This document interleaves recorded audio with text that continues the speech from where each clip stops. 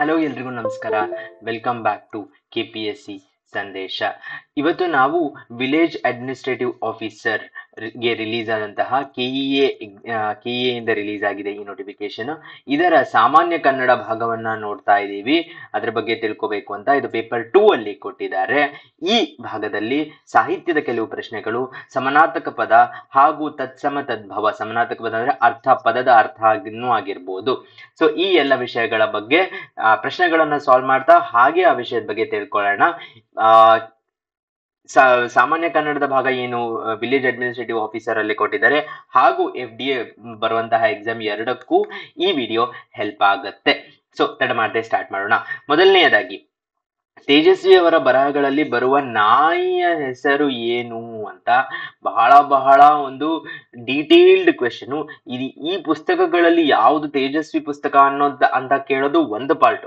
ಇದು ಆ ಪ್ರಶ್ನೆ ಅಲ್ಲ, ಅದ್ರ ಒಳಗಡೆ ಬರುವಂತಹ ಒಂದು ಪಾತ್ರದ ಹೆಸರನ್ನ ಕೇಳಿದ್ದಾರೆ. ಇದು ಪೂರ್ಣಚಂದ್ರ ತೇಜಸ್ವಿ ಅವರು ಕನ್ನಡದ ಹೆಸರಾಂತ ರೈಟರು.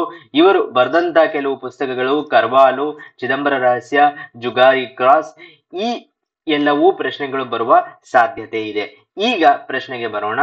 ಒಂದು, ಅವರ ನಾಯಿಯ ಹೆಸರು ಕುಬಿ ಮತ್ತು ಕಿವಿ ಮತ್ತು ಕುನ್ನಿ ಹಾಗೂ ಕಿಣಿ ಅನ್ನೋದು 4 ಆಪ್ಷನ್ಸ್ ಕೊಟ್ಟಿದ್ದಾರೆ. ನಾಯಿ ಅಂದ ತಕ್ಷಣ ನಾವು ಕುನ್ನಿ ಅಂತ ಟಿಕ್ ಮಾಡುವ ಒಂದು ಸಾಧ್ಯತೆ ಇರುತ್ತೆ. ಆದರೆ ಸರಿಯಾದ ಉತ್ತರ ಬಂದು ಆಪ್ಷನ್ 2 ಕಿವಿ ಅನ್ನೋದು ಸರಿಯಾದ ಉತ್ತರ. ಮುಂದಿನ ಪ್ರಶ್ನೆ, ಕನ್ನಡಕ್ಕೆ ಬೇಕು ಕನ್ನಡದ್ದೇ ವ್ಯಾಕರಣ ಎಂದು ಪ್ರತಿಪಾದಿಸುತ್ತಿರುವವರು ಯಾರು ಅಂತ DS Shankar Bhatta, KP Bhatta, KV Thirumalesh ಹಾಗೂ KV ನಾರಾಯಣ. ಸೊ ಇಲ್ಲಿ ನೋಡ್ಬೋದು ನೀವು ಪುಸ್ತಕ ಕನ್ನಡಕ್ಕೆ ಬೇಕು ಕನ್ನಡದ್ದೇ ವ್ಯಾಕರಣ ಅನ್ನೋದು ಶಂಕರ ಭಟ್ಟ ಅವರ ಪುಸ್ತಕ. ಸೊ ಆಪ್ಷನ್ 1 ಸರಿಯಾದ ಉತ್ತರ DN ಶಂಕರ್ ಭಟ್ ಅನ್ನೋರು ಬರೆದಿರೋದು ಕನ್ನಡಕ್ಕೆ ಬೇಕು ಕನ್ನಡದ್ದೇ ವ್ಯಾಕರಣ. ಮುಂದಿನ ಪ್ರಶ್ನೆ, ಸೊ ಈ ಪ್ರಶ್ನೆ ಇರೋದು ವಚನಗಳ ಬಗ್ಗೆ. ಸೊ ಈ ವಚನ ಯಾರು ಬರೆದಿರೋದು ಅಂತ, ಬೆಟ್ಟದ ಮೇಲೊಂದು ಮನೆಯ ಮಾಡಿ ಮೃಗಗಳಿಗಂಜಿದೊಡೆಂತಯ್ಯ, ಈ ವಚನದ ಕರ್ತೃ ಯಾರು ಅಂತ. ಇಲ್ಲಿ ಮುಖ್ಯವಾಗಿ ನೋಡಬೇಕು, ಈ ವಚನಕಾರರ ಅಂಕಿತ ನಾಮವನ್ನ ಕೊಟ್ಟಿಲ್ಲ.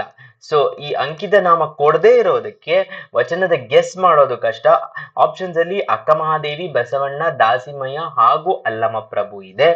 ಸೊ ಇದಕ್ಕೆ ಸರಿಯಾದ ಉತ್ತರ ಅಕ್ಕ ಮಹಾದೇವಿ ಅನ್ನೋದು ಸರಿಯಾದ ಉತ್ತರ. Option 1 is the right answer. ಈ ತರದ್ದು ಪ್ರಶ್ನೆಗಳು ಸಾಲ್ವ್ ಮಾಡ್ತಾ ನಮ್ಗೆ ಗೊತ್ತಾಗತ್ತೆ. ಸೊ ಇಲ್ಲಿ ನೋಡ್ಬೋದು, ಬೆಟ್ಟದ ಮೇಲೊಂದು ಮನೆಯ ಮಾಡಿ ಮೃಗಗಳಿಗಂಜಿದೊಡೆಂತಯ್ಯ, ಸಮುದ್ರದ ತಡಿಯಲ್ಲೊಂದು ಮನೆಯ ಮಾಡಿ ನೊರೆತರೆಗಳಿಗಂಜಿದೊಡೆಂತಯ್ಯ, ಸಂತೆಯೊಳಗೊಂದು ಮನೆಯ ಮಾಡಿ ಶಬ್ದಕ್ಕೆ ನಾಚಿದೊಡೆಂತಯ್ಯ, ಚನ್ನಮಲ್ಲಿಕಾರ್ಜುನ ದೇವ ಕೇಳಯ್ಯ, ಲೋಕದೊಳಗೆ ಹುಟ್ಟಿದ ಬಳಿಕ ಸ್ತುತಿನಿಂದೆಗಳು ಬಂದಡೆ ಮನದಲ್ಲಿ ಕೋಪವ ತಾಳದೆ ಸಮಾಧಾನಿಯಾಗಿರಬೇಕು ಅನ್ನೋದು ಈ ವಚನದ ಕಂಪ್ಲೀಟ್ ವಚನ.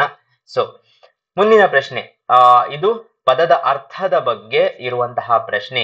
ಇಸಾಯಿ ಅನ್ನುವುದು, ಇಸಾಯಿ ಪದದ ಅರ್ಥ ಏನು ಅಂದ್ರೆ ಇಹಲೋಕ, ಪ್ರಶಸ್ತವಾದುದು, ಕ್ರೈಸ್ತ ಧರ್ಮದವ ಹಾಗೂ ಸಂಪತ್ತುಳ್ಳ ಅಂತ ಕೇಳಿರ್ಬೋದು. ನೀವು ಪೇಟ್ರಿಯಾಟಿಕ್ ಸಾಂಗ್ ಗಳನ್ನ ಕೇಳಿದಾಗ ಹಿಂದೂ, ಸಿಖ್, ಇಸಾಯಿ ಅಂತ ಹೇಳಿರ್ತಾರೆ. ಅದರಂದ್ರೆ ಕ್ರೈಸ್ತ ಧರ್ಮದವರನ್ನ ಇಸಾಯಿ ಅಂತ ಕರೀತಾರೆ. ಸೊ ಅರೆವೆಣ್ಮಯ್ಯ ಶಬ್ದದ ಅರ್ಥ ಏನು ಅಂತ, ಶ್ರೀರಾಮ, ಅರ್ಧನಾರೀಶ್ವರ, ಅರೆಹುಚ್ಚು ಹಾಗೂ ಸುಂದರಿ. ಅರೆಹೆಣ್ಣು ಅಯ್ಯ ಅನ್ನುವುದು, ಅರೆ ಅಂದ್ರೆ ಅರ್ಧ, ಸ್ವಲ್ಪ, ಅರೆ ಅಂದ್ರೆ ಹಾಫ್.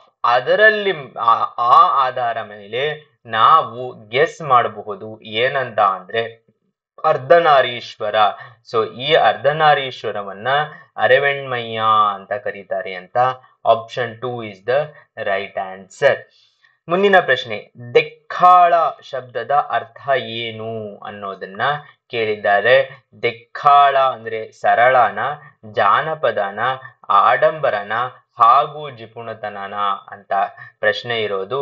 ದೆಕ್ಕಾಳ ಅಂತ ಅಂದ್ರೆ ಬಹಳಷ್ಟು ಥಿಂಗ್ಸ್ ಅನ್ನ ಮಾಡ್ಕೊಂಡ್ಬಿಡೋದು, ಹಾಕೊಂಡ್ಬಿಡೋದು. ಇವಾಗ ಇದೆಷ್ಟನ್ನೆಲ್ಲ ನೋಡಿದ್ರೆ ನೀವು ಏನ್ ಆಡಂಬರವಪ್ಪ ಅಂತ ಹೇಳ್ದು, ಅದೇನ್ ದಿಕ್ಕಾಳ ಅಂತ ಅಂದ್ರೆ ಆಡಂಬರ ಅನ್ನೋದು ಸರಿಯಾದ ಉತ್ತರ.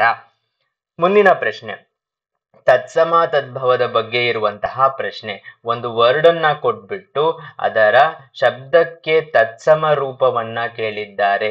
ಸೊ ತತ್ಸಮ ತದ್ಭವ ನಾವು ಬಹಳ ಡೀಟೇಲ್ ಆಗಿ ತಿಳ್ಕೊಳ್ಳಿಲ್ಲ ಅಂದ್ರೂ ಕೆಲವಷ್ಟು ಅದರ ರೂಲ್ಸ್ ಅನ್ನ, ತರ್ಕವನ್ನ ತಿಳ್ಕೊಳ್ಳೋದು ಬಹುಮುಖ್ಯ ಆಗತ್ತೆ.